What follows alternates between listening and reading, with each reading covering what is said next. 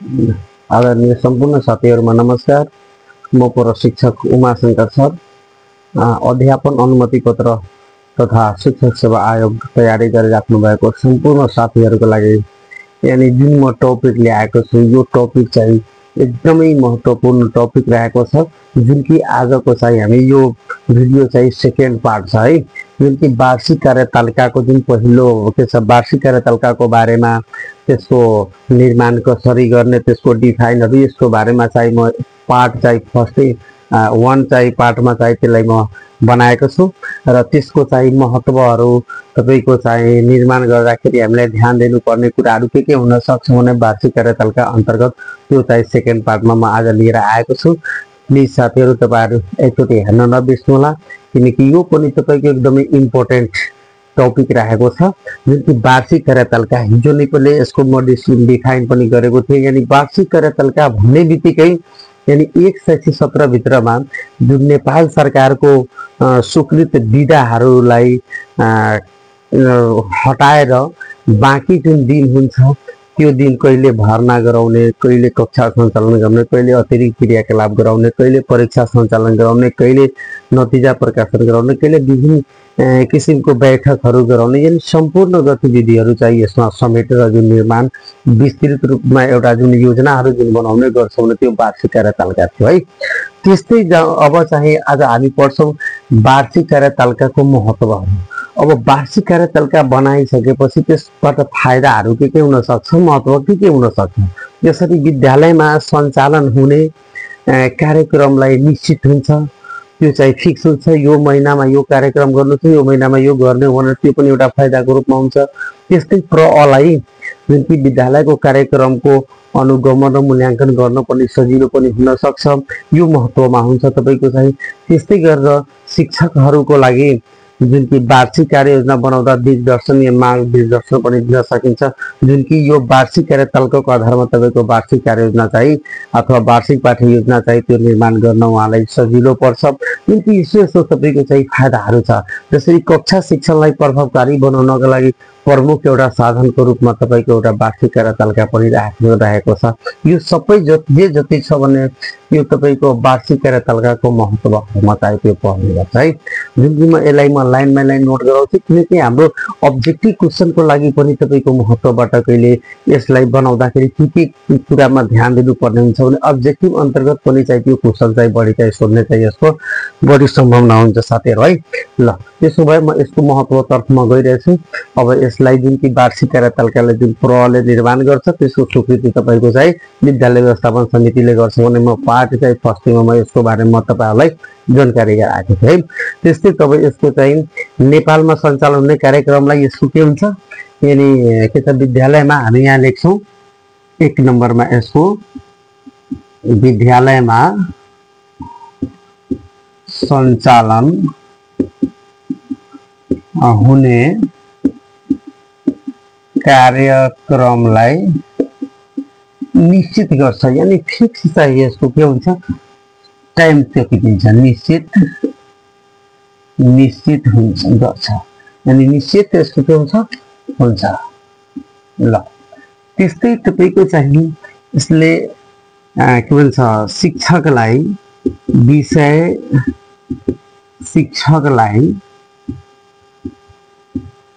वार्षिक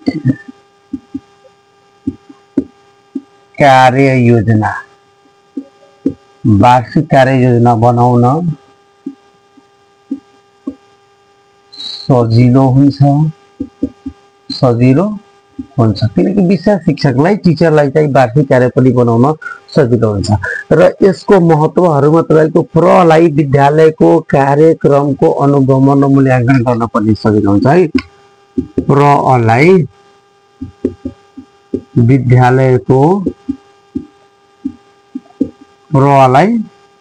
विद्यालयको जुन कि के भन्छ कार्यक्रमको अनुगमन, यहाँ लेख्छु कार्यक्रमको अनुगमन र मूल्याङ्कन गर्न चाहिँ के हुन्छ सजिलो हुन्छ है। र मूल्याङ्कन गर्न सजिलो हुन्छ। सजिलो हुन्छ। यो तपाईँको चाहिँ पुरै यो यो फाइदाहरूमा पर्छ, यो वार्षिक कार्यतालिकाको फाइदाहरूमा छ। जसरी अर्को कक्षा शिक्षणलाई प्रभावकारी बनाउन के भन्छ यसलाई व्यवस्थित रूपमा अथवा शिक्षण सिकाइलाई के छ व्यवस्थित र योजनाबद्ध पनि बनाउन सकिन्छ। हामी सर्टकटमा लेख्नु भनेर होइन, शिक्षण सिकाइलाई व्यवस्थित बनाउन सजिलो हुन्छ। यो पनि तपाईको चाहिँ एउटा फाइदाको रूपमा रहेको छ। त्यस्तै गरेर साथीहरू यसको जुन कि शिक्षकलाई विषय शिक्षकलाई पनि वार्षिक कार्य योजना बनाउन पनि यसको पनि यो सजिलो हुने गर्छ। त्यस्तै कक्षा शिक्षालाई प्रभावकारी बनाउने प्रमुख साधन हैन, हामी लेख्छौं कक्षा शिक्षणलाई प्रभावकारी बनाउन प्रमुख साधनको रूपमा चाहिँ वार्षिक कार्यतालिकाले चाहे प्रमुख साधन भन्नुको के हो, वार्षिक कार्यतालिका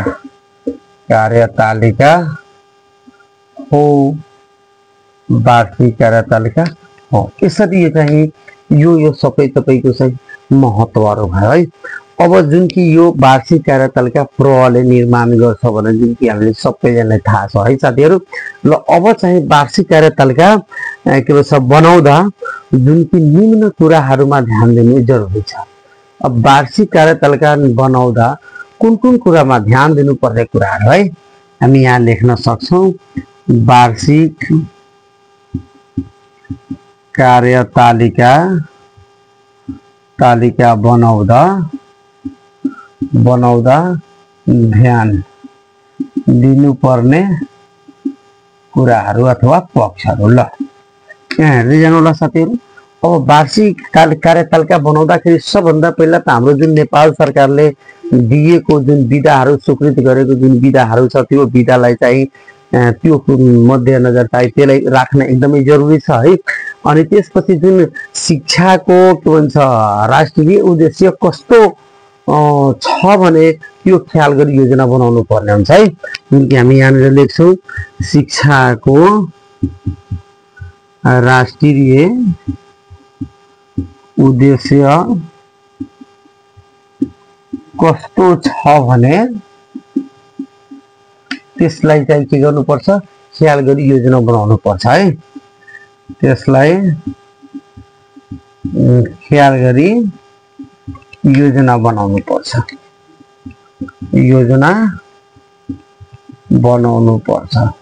बनाउनु पर्छ। यो चाहिँ यो कुरा पनि हामीलाई ध्यान दिने एकदमै जरुरी छ साथीहरु। अर्को चाहिँ वर्षभरिको विधा अथवा चाडपर्वहरुलाई ध्यानमा राखे हैन, लेख्छौं वर्षभरिको विधा अथवा यसको हामी लेख्छौं वर्षभरिको विधा चाडपर्वहरुलाई वर्षभरिको विधा अर्को चाडपर्वहरुलाई ध्यानमा राखी चाडपर्वहरुलाई ध्यानमा राखी पढाइ हुने दिन किटान गरी योजना बनाउनु पर्छ। ध्यानमा राखी पढाइ हुने दिन लाई मात्र योजना बनाउनु पर्छ। जुन कि जति जुन नेपाल सरकारले विधा जुन दिएको छ, त्यसरी शनिबार पनि भयो तपाईको चाहिँ दशैंको बेला विधा पनि हुन्छ, हिउँदे वर्षे विधा पनि त्यो सबै हुन्छ। यानी सम्पूर्ण विधाहरु चाहिँ त्यो लाई हटाएर अनि चाहिँ बाँकी जुन दिन हुन्छ पठन पाठन हुने दिनमा चाहिँ त्यसलाई चाहिँ पूर्ण रूपमा चाहिँ मिलाउनु पर्ने हुन्छ है। त्यस्तै तपाईको चाहिँ योजना बनाउँदा विद्यार्थीहरुको स्तर जुन कि यहाँ लेख्छौं योजना बनाउँदा विद्यार्थीहरुको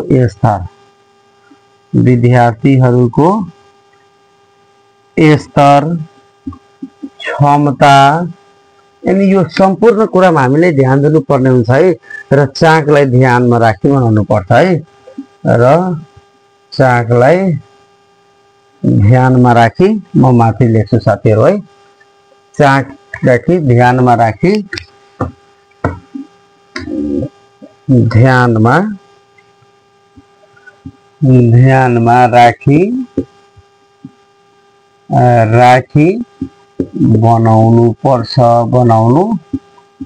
है साथीहरु यो तपाईको चाहिँ वार्षिक कार्यतालिका बनाउँदाखेरि ध्यान दिनुपर्ने पक्षहरु हुन्छ है अब चाहिँ यति छ त्यो वार्षिक कार्यतालिका अन्तर्गत चाहिँ छ अब यसपछि म यसलाई मेट्छु साथीहरु है यसलाई म मेटे किनकि अब अर्को चाहिँ त्यो हामी त्यसमा नोट गर्न गइरहेछौं जुन कि अब अर्को चाहिँ म यसलाई मेटिरहेछु ल अब त्यसपछि ल म यसलाई मेटे अब वार्षिक कार्यतालिका पछि तपाईको आउँछ वार्षिक कार्ययोजना वार्षिक कार्ययोजनाको अर्को नाम चाहिँ वार्षिक पाठ्य योजना पनि हामी भन्न सक्छौं वा वार्षिक शैक्षणिक योजना पनि हामी भन्न सक्छौं है अब यसपछिको टपिक तपाईको चाहिँ वार्षिक कार्ययोजना वार्षिक कार्ययोजनाको अर्को नाम हामी भन्छौं वार्षिक पाठ्य योजना पनि हामी भन्न सक्छौं है वार्षिक पाठ्य योजना है के हो साथीहरु पाठ्य योजना वा शैक्षणिक वा हामी के भन्न सक्छौं वार्षिक शैक्षणिक योजना पनि भन्न सक्छौं वार्षिक शैक्षणिक योजना पनि हामी भन्न सक्छौं है साथीहरु ल म योजना म यहाँ लेखिदिए योजना पनि हामी भन्न सक्छौं यो कुरा पहिला ध्यानमा राख्नु होला किनकि वार्षिक कार्ययोजना भन्नाले के बुझ्छौ जुन कि यो वार्षिक कार्ययोजना तपाईको चाहिँ विषय शिक्षकले चाहिँ त्यो तयार गर्छ बनाउने काम वार्षिक कार्ययोजना विषय शिक्षकको हो तर यसको स्वीकृत गर्ने काम यसको चाहिँ प्रणाध्यापकको छ जुन कि वार्षिक कार्ययोजना के हो यानी एक शैक्षिक सत्र भरिमा यानी विषय शिक्षकले आफ्नो विषय के भन्छ विषय वर्षभरिको जुन शिक्षण गर्दा उपयोग गर्ने क्रियाकलापहरूलाई समेटेर जुन बनाउने योजना जुन हुन्छ त्यो योजनालाई हामी के भन्छौं वार्षिक कार्ययोजना त्यसलाई हामी भन्न सक्छौं जुन कि एक शैक्षिक सत्रमा यानी कुन महिनामा कतिवटा पाठ सकाउने हो त्यसमा हामीलाई कुन शैक्षिक सामग्रीहरूको आवश्यकता पर्छ कुन विधिहरू अपनाएर त्यसलाई पढाउनु पर्ने हुन्छ यानी सम्पूर्ण गतिविधि चाहिँ त्यो चाहिँ तयार गरिएको हुन्छ जुन कि यो वार्षिक कार्ययोजना भन्नुको यो वार्षिक कार्यतालिकाको आधारमा चाहिँ निर्माण गरिन्छ किनकि वार्षिक कार्यतालिकाको आधार नलिई वार्षिक कार्ययोजना चाहिँ बनाउन गाह्रो हुन्छ बन्दैन है साथीहरु त्यही भएर यो वार्षिक कार्ययोजना बनाउँदाखेरि वार्षिक कार्यतालिकाको आधारले चाहिँ यसलाई वार्षिक कार्ययोजना चाहिँ त्यो बनाउन सक्छौं जुन कि यो योजना तपाईको वार्षिक कार्यतालिकाको आधारमा चाहिँ के हुन्छ निर्माण हुन्छ त्यसैले यो विषय शिक्षकले चाहिँ त्यो तयार गर्नुपर्ने हुन्छ है जुन कि हामी डिफाइनमा लेख्छौं एक शैक्षिक सत्र भरि विषय शिक्षकले हामी यहाँ लेख्छौं एक शैक्षिक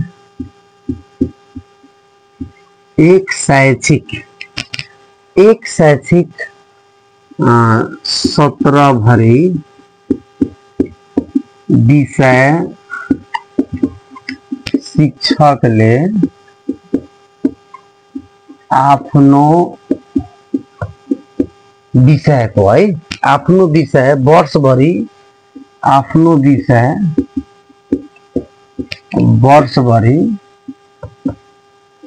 जुन कि एक शैक्षिक सत्र भरि विषय शिक्षकले आफ्नो विषय वर्षभरि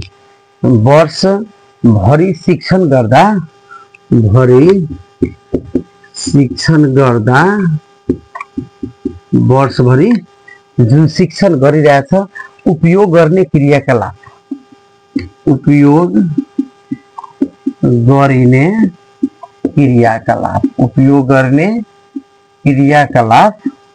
उपयोग गर्ने क्रियाकलाप जुन छ समेटेर जुन बनाउने योजनालाई नै हामी के भन्छौं समेटेर बनाउने योजनालाई के लेख्छौ बनाउने योजनालाई नै तपाईँको चाहियो वार्षिक कार्य योजना भनिन्छ। यो चाहिँ डिफाइन भयो है साथीहरु। ल म योलाई तलको मेटे। अब त्यसपछि वार्षिक कार्य योजना चाहिँ तपाईको चाहिँ विषय शिक्षकले बनाएको छ। यानी यो योजना वार्षिक कार्यतालिकाको आधारमा चाहिँ के हुन्छ निर्माण गरिन्छ। यो योजना कुन योजना वार्षिक कार्य योजना वार्षिक कार्यतालिकाको वार्षिक कार्यतालिकाको आधारमा निर्माण गरिन्छ। ल साथीहरु यो योजनालाई यानी वार्षिक कार्य योजनालाई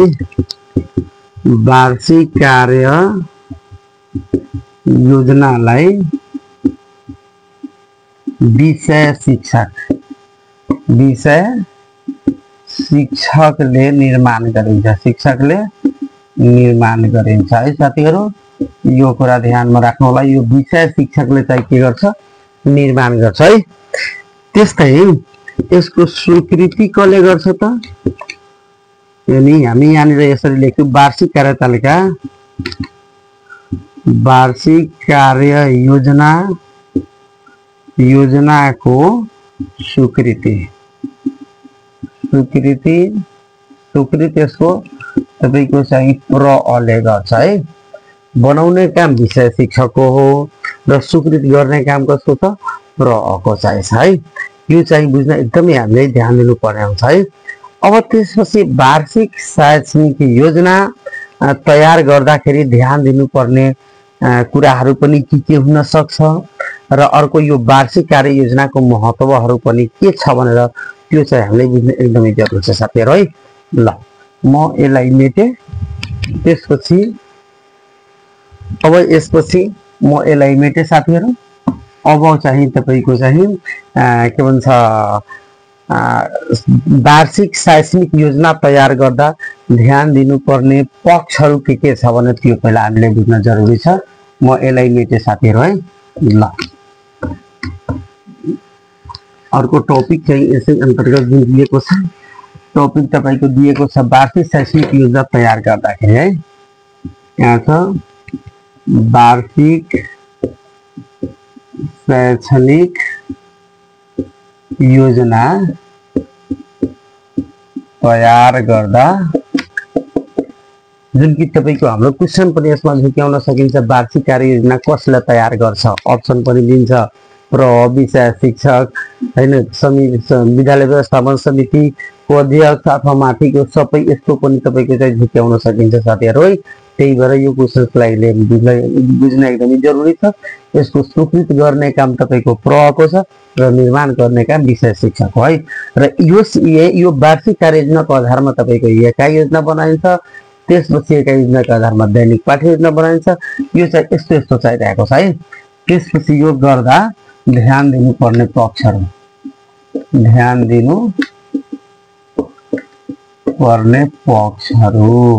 ल यसलाई म अन्डरलाइन गरे। अब वास्तवमा हाम्रो अब्जेक्टिभको लागि यस्तो क्वेशन पनि एकदमै इम्पोर्टेन्ट हुन सक्छ है। जसरी वार्षिक कार्यतालिकाको अनुसरण पनि हुन्छ।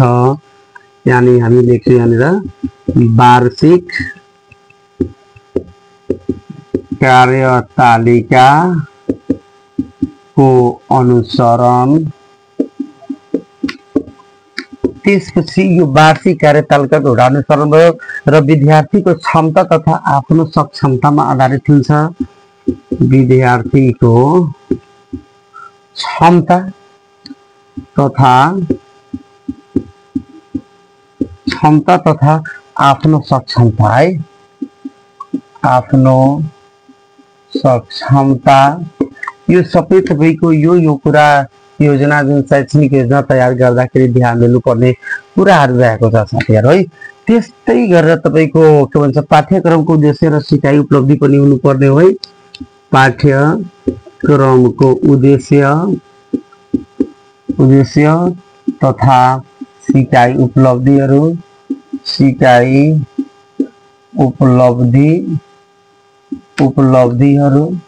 उपलब्धि हैन त्यस्तै गरेर उपलब्धि है त्यस्तै गरेर तपाईको भौतिक एवं शैक्षिक सामग्रीको पनि पक्षहरूलाई ध्यान दिनुपर्छ है। यहाँनिर हामी लेख्छौँ भौतिक एवं शैक्षिक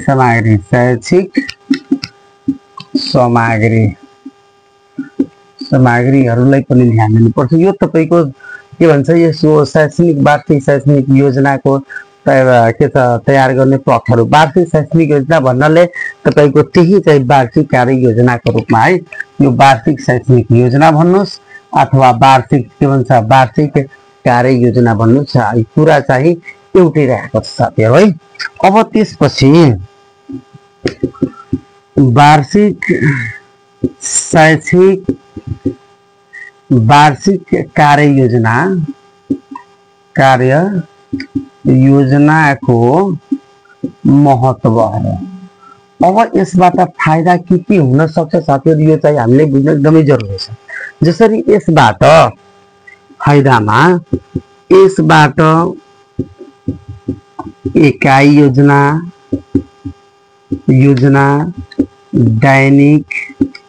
दैनिक पाठ्य योजना बनाउन सजिलो हुन्छ।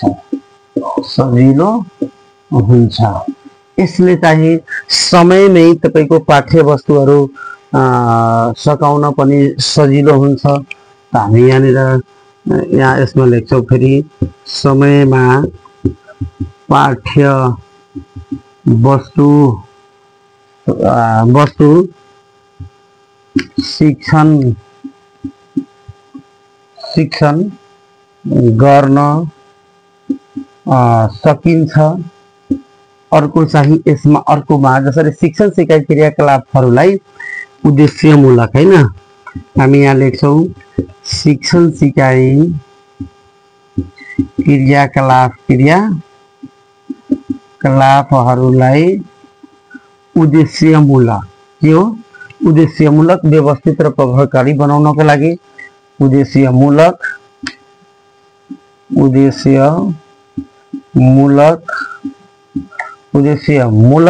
व्यवस्थित र प्रभावकारी हुनको लागि अथवा बनाउनको लागि यो चाहिँ तपाईको चाहिँ यो वार्षिक कार्य योजनाको महत्त्वहरू छ साथीहरु है। जसरी विद्यालयको शैक्षिक वातावरणहरूलाई के हुन्छ व्यवस्थित गर्नको लागि हामी यो पनि लेख्न सक्छौं विद्यालयको शैक्षिक वातावरणलाई व्यवस्थित हुनको लागि हैन व्यवस्थित गर्न यो पनि तपाईको चाहिँ फाइदाहरू छ। जसरी पाठ्यक्रम पाठ्य पुस्तक र शिक्षण सिकाइलाई के भन्छ निम्न विषयहरुमा के भन्छ सम्बन्धहरू कायम राख्नको लागि पनि यो पनि भन्न सकिन्छ है साथीहरु, जुन कि यसको चाहिँ छुटै यो सबैको चाहिँ हुने गर्छ। अर्को पनि हामी लेख्न सक्छौं पाठ्यक्रम पाठ्य पुस्तक हो कि न र शिक्षण सिकाइ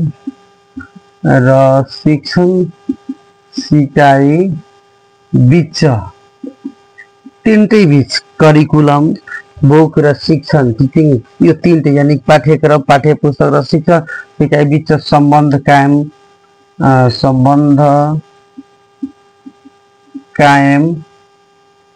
कायम गर्नको लागि यसरी चाहिँ यो तपाईको चाहिँ छ वार्षिक कार्य योजनाको महत्त्वहरू छ साथीहरु। यो चाहिँ के छ यति चाहिँ हामीले पढ्नु पर्ने हुन्छ। हाम्रो अब्जेक्टिभको लागि कहिलेकाहीँ महत्त्वबाट पनि सोध्न सकिन्छ।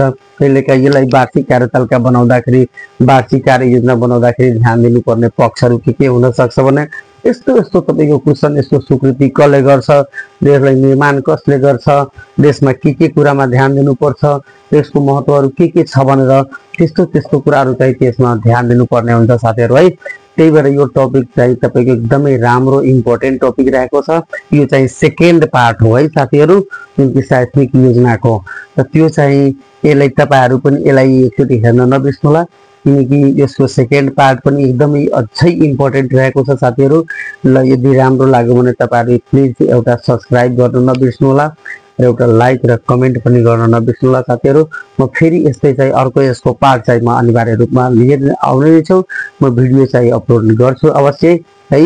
ल आजको लागि यति, सम्पूर्णमा नमस्कार, धन्यवाद।